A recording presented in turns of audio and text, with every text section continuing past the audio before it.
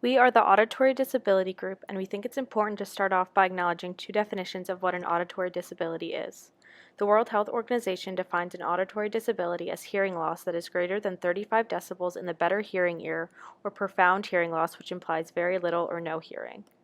The National Association for the Deaf makes a distinction between lower D in deaf, referring to the condition of not hearing, and an uppercase D in deaf, to refer to deaf people as a group. Auditory disabilities include both audiological and cultural aspects that are important to recognize. For our group project, we decided to focus on lowercase d deafness as well as capital D deafness by documenting the experience of those with hearing loss as well as those who identify with the deaf community. Our group did this by traveling to two Starbucks locations, one on E Street and another Starbucks on H Street that is considered a signing Starbucks. Over the course of this video, our group documented the accessibility of transportation, including walking and taking the bus, and the differences of the actual ordering process at the two different locations. Before we begin, I want to talk about Title IV of the ADA, which requires the provision of telecommunication relay services to enable people with hearing or speech disabilities to communicate. This would mean that the FCC has to provide something like text-to-voice, which you see on this graphic above. This would involve typing what you need to get across into a telephone, and then it would be relayed by a person who could speak for you.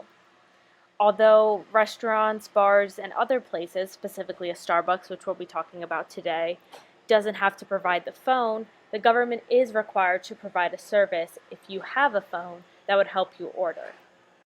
So one way that we chose to get to Starbucks is by riding the bus. Now, the ADA requirements for auditory impairment accessibility in public spaces, such as public transportation, is very limited.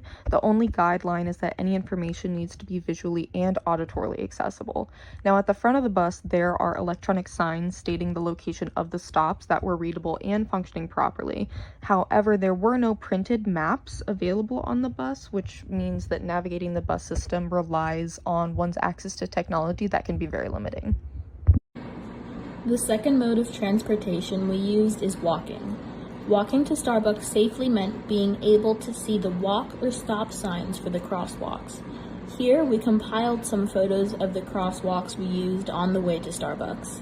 Although most were visible, one sign was completely obstructed by a tree as seen in this photo. This means that someone who relies on the sight rather than auditory cues would not know when it is safe to walk and is hazardous. In some areas, such as by Gallaudet University, the neighborhood will put up signs warning drivers that pedestrians may be deaf. Some of the signs are less conspicuous, but this one is reflective, bright yellow, and posted on a large metal pole with flashing lights. In theory, these signs warn drivers to be on the lookout for pedestrians that may be less likely to hear or see them coming. In practice, some members of the deaf community find these signs to be patronizing or exclusionary. Unlike at the GW campus, one option Gallaudet provides that increases student safety is the ability to FaceTime campus services directly, rather than having to make a phone call or use a third-party interpreter service. This whiteboard in Gallaudet Student Center instructs students to FaceTime campus services if they need any immediate assistance. Near Gallaudet, there is also a signing Starbucks. This is a Starbucks that is meant to be fully accessible for deaf or hard of hearing individuals. The majority of the employees at this location are deaf, and many of the customers are fluent in ASL. So the signing Starbucks is a hub of deaf culture, and many of the accommodations were aimed at increasing a hearing person's ability to use the store. When you approach the signing Starbucks, you see the traditional green umbrellas. Starbucks is written on one side and drawn in finger-spelled ASL on the other. Entering the store, there's a mural with hands fingerspelling DEAF and the sign for community in the middle. The E is holding an I, representing the visual nature of a hearing-impaired life, and the F is holding a cup of coffee. On the opposite wall, there's a sign that reads, "Our store's purpose, to inspire and build community through the power of sign language and deaf culture, one cup at a time." When you go to order, the cashier asks if you know sign language.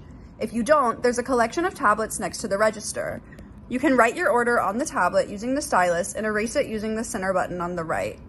There's also a laminated paper menu with both words and pictures, so you can point to your order. After the cashier takes your order, they show you the register so you can read it, verify that it's correct, and see the price. After you pay for your order, your name appears on a large screen near the pickup area that says order status. It's alphabetical, so your name is easy to find. When your order is ready, a box appears around your name and says ready. The employees will press a button that marks the order as ready, then raise the cup to signal which one. The box that says ready will stay until the order has been picked up, so if you don't see them gesture, you can always look at the board.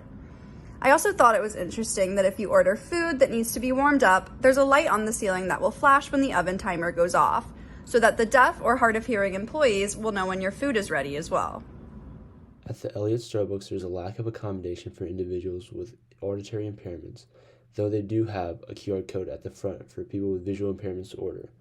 And while there are very surface-level precautions like lights on fire alarms, there aren't any formal accommodations for auditory impairments.